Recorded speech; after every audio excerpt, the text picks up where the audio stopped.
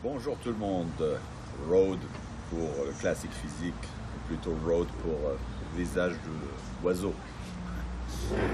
Euh, bon, là on est à l'extérieur avec Claire. Les filles ne sont pas là ce soir à la maison, donc on est venu manger dehors. Elle est venue manger dehors. Moi j'avais mon petit poisson qui vient de terminer. D'ailleurs, qu'il crée une petite gaine de riz. Ça devient très rare en ce moment. Je me suis retrouvé dimanche à lécher mes assiettes. Et quand je fais cuire mon tilapia au four, avec les épices encore à la marocaine, normalement la petite sauce, je la donne toujours à Joyce pour la lécher. Là on se retrouvait, elle était là, elle me regardait, je lui dis chérie, faut pas y compter. Je me suis retrouvé avec la cuillère en train de boire le jus du tilapia. C'est que le moment est grave. Donc je suis, à partir de demain, je suis à 2 semaines. 2 semaines de North American. Parce qu'il y a beaucoup de gens en fait qui pensent que je me prépare pour Olympia. Je me prépare pour Olympia, certes, c'est dans 4 semaines, mais mon premier concours, c'est le North American à Pittsburgh. Donc, dans 2 semaines, et après, ce sera dans 2 semaines. Honnêtement, si vous me demandez aujourd'hui comment je me sens dans la forme de ma vie. Indiscutable. T'en penses quoi, Claire? Oui, probablement que tu auras la meilleure condition de ta vie. Le fait en fait que là, c'est nouveau pour moi, c'est la première fois de ma préparation, je suis obligé de faire le poids. Je me concentre sur le poids, il faut que ça descende, il faut que ça descende. Parce que souvent, nous, on a un problème en fait, c'est au niveau du cerveau. Ah, il faut que je reste plus de 100 kilos. Non, je suis un lourd, je suis un super lourd. Donc souvent, ça joue des tours. Là, le fait que je fasse absolument 96 kilos, 212, je n'ai pas le choix. Et franchement, je plaisantais avec un ami aujourd'hui, je lui dis en ce moment je suis en train de faire une préparation digne d'une opération à cœur ouvert, tellement que c'est précis. Lui il a préféré rajouter un sniper préparation. Parce que depuis c'est vraiment une perte de 100 grammes, 200 grammes, 300 grammes. Ça monte et ça descend parce que c'est normal, le corps il est en train de se battre pour lutter absolument. Et c'est génial, ça veut dire que je ne suis pas en train de perdre des muscles. Je suis plat comme une galette. D'ailleurs, vous le voyez d'ailleurs sur les vidéos. En plus, j'ai pas de la chance parce que comme il fait chaud, donc je ferme la porte du garage de la salle. La lumière n'est pas terrible, ça m'aplatit encore plus. Donc c'est l'horreur. Je me regarde même pas parce que sinon je me tire une balle dans la tête. Mais j'essaie quand même de rester positif et ne pas laisser l'image jouer avec moi. C'est pour ça d'ailleurs je suis toujours couvert, hein, parce que je fais partie de cette génération. Je préfère créer la surprise, que ce soit pour les autres, que ce soit pour moi-même. J'ai qu'une seule glace dans ma maison qui me satisfait des fois, pas tous les jours d'ailleurs. Donc je me regarde uniquement dans cette glace. Mais oui, donc là, je me suis pesé ce matin, j'étais à 215,2, il faut que je fasse 212, donc j'ai 3 pounds, 3 pounds qui font 1,5 kg.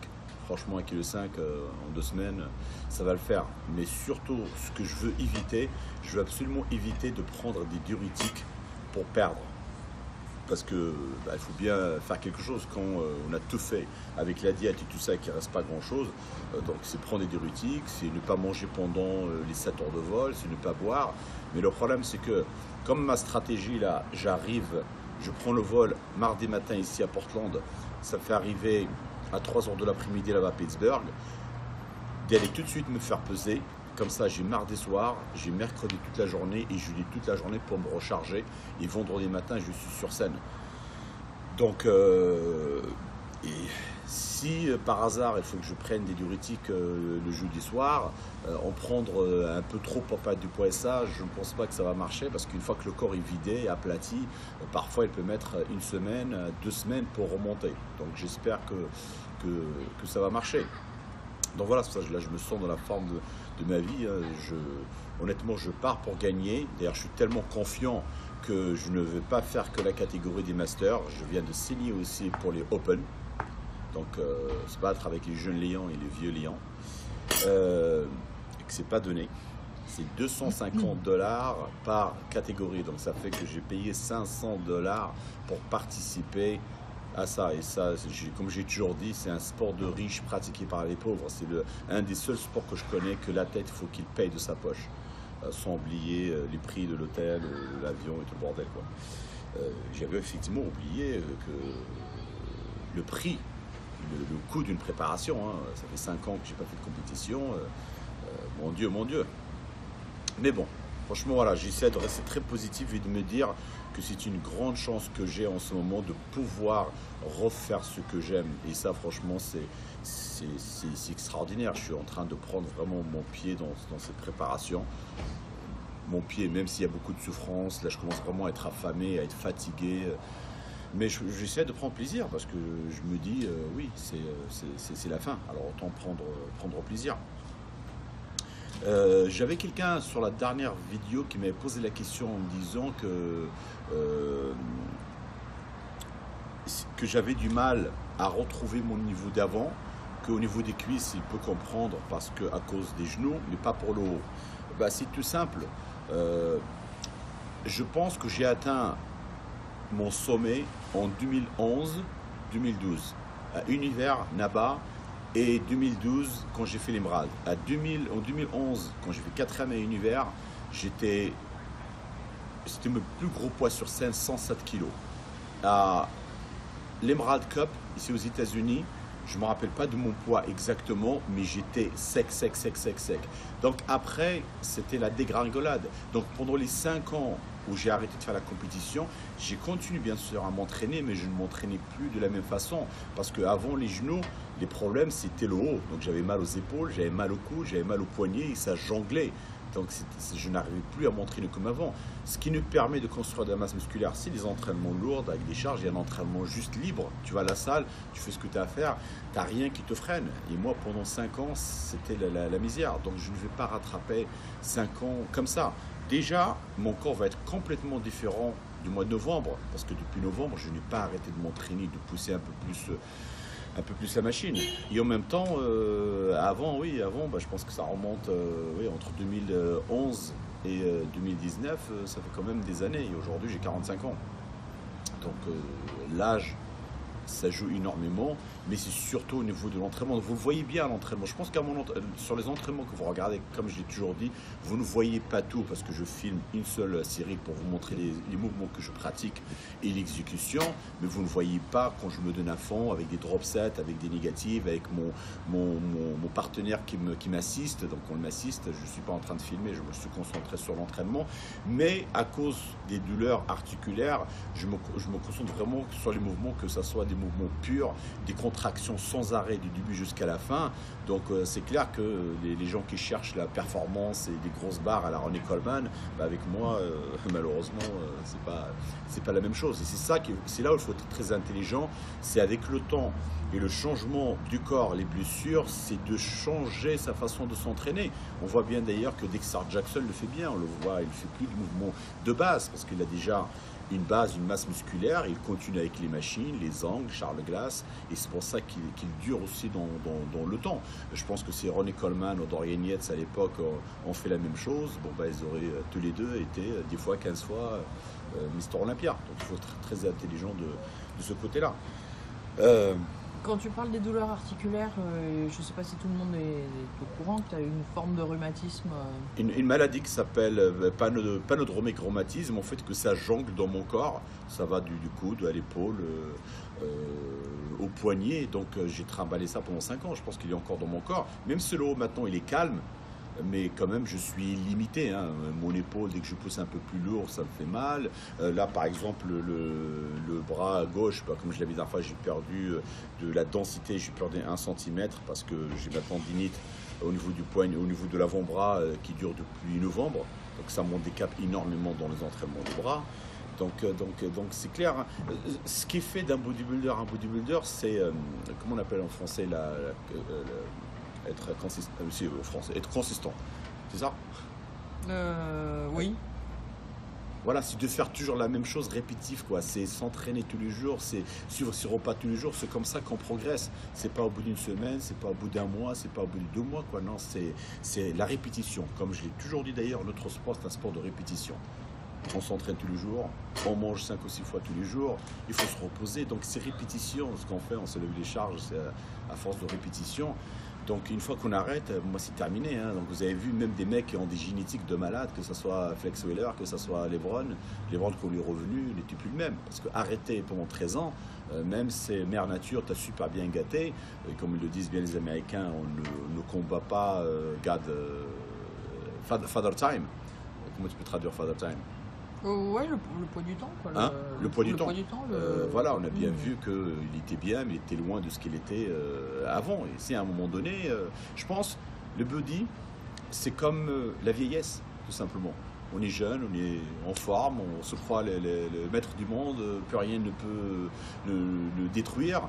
Bah oui, après les 40 ans, 45 ans, là, les choses commencent un petit peu à se dégringaler, on commence à avoir des soucis, le corps commence à avoir du mal à récupérer, des maladies qui s'installent. C'est juste le cycle de la vie. Hein. Et dans le sport, et surtout quand on a poussé son corps pendant des années, c'est clair aussi, j'ai toujours dit, n'importe quel athlète de haut niveau, quand tu arrêtes ta carrière, c'est pour soigner tes blessures. Parce que le corps humain n'est pas fait pour être poussé à ce niveau-là, à ce stade-là.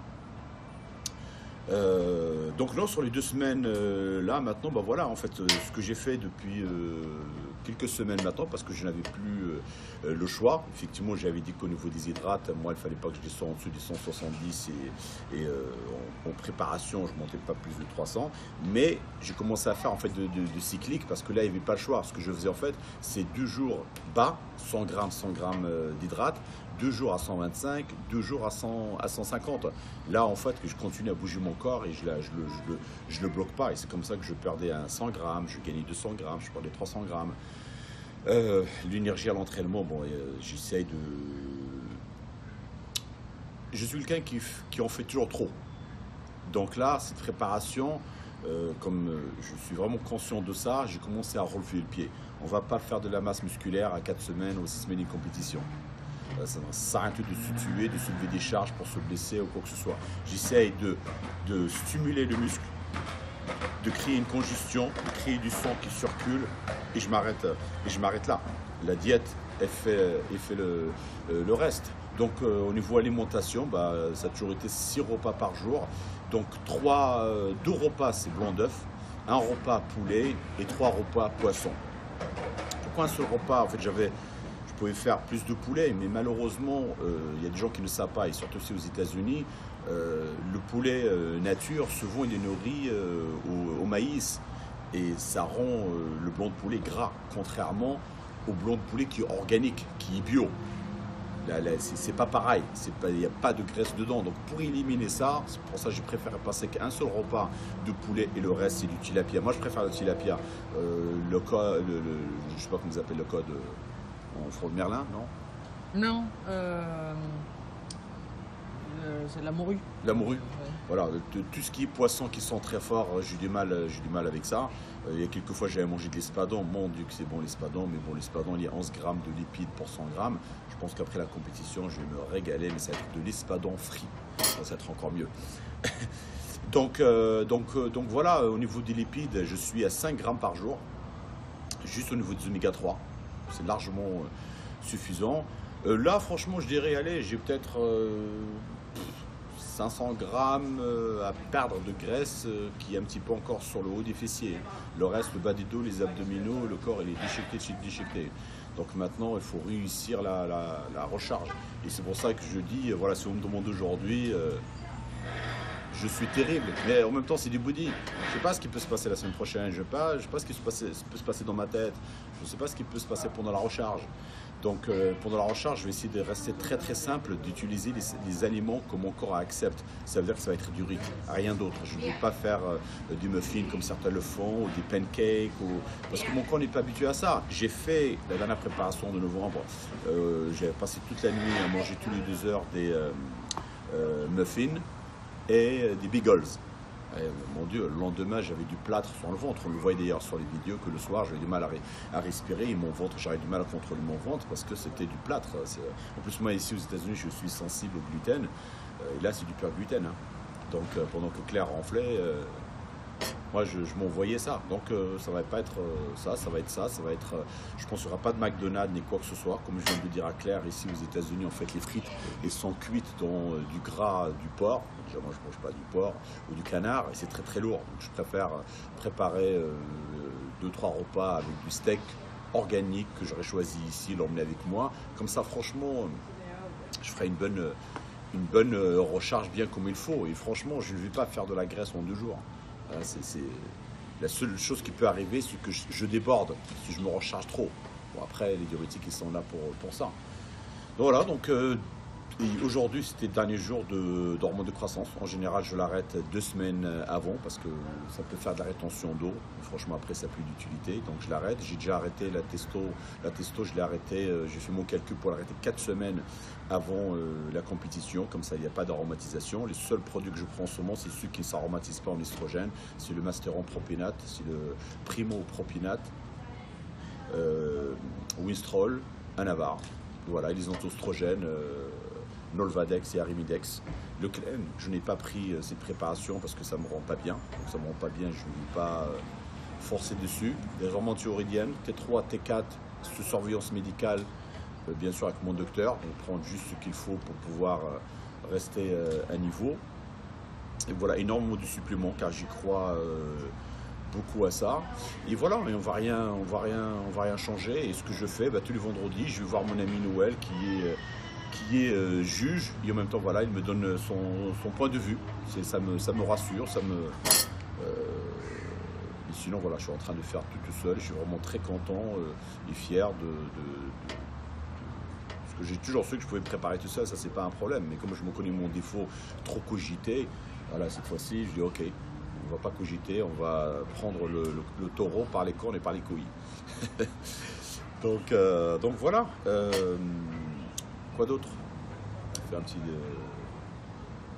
Donc le cardio pour l'instant, je fais 1 heure par jour, pas toute la semaine, du lundi jusqu'à jeudi. Je fais 30 minutes après l'entraînement, 30 minutes le soir.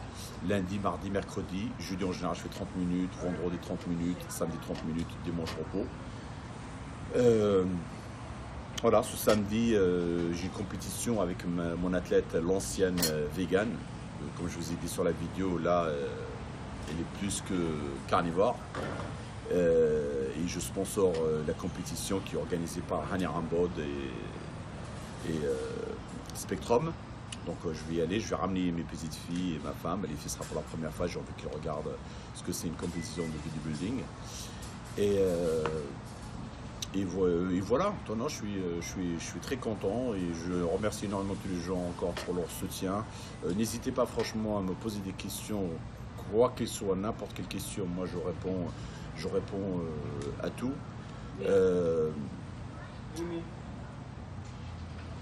Et franchement, voilà, là je me rends compte que oui, j'arrive à la fin parce que c'est très très dur ce que je fais.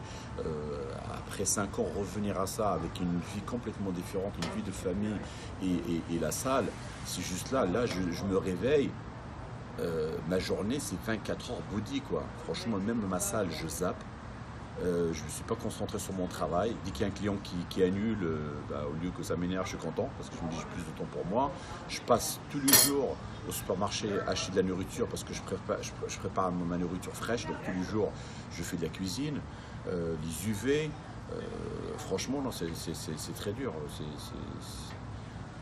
Avec une vie de famille en même temps, c'est pas facile. J'ai de la chance d'avoir une femme extraordinaire derrière la caméra qui comprend, qui est toujours derrière moi, qui me pousse et tout. Mais ce n'est pas facile. Et en plus, il y a un investissement de malade. Hein. L'argent que je dépense en ce moment, mais bon, ça tout le monde le sait. Hein. Mais c'est très bien de le rappeler. Voilà. J'oublie une chose, Claire? Que ce qui peut aider les gens. Normalement, je vais voir avec mon ami Eric Rallo si on peut faire un petit podcast tous les deux pour parler un petit peu d'Olympia parce qu'il y a pas mal de choses qui se passent en ce moment, de ma préparation aussi. Il y a un truc qui se passe en ce moment, rumeur par rumeur. Bon, je vais vous le balancer et après on voit bien. Hein. The Rock, Dwayne Johnson, a toujours été intéressé en fait pour racheter Olympia. C'était déjà en négociation il y a 2 ans de ça.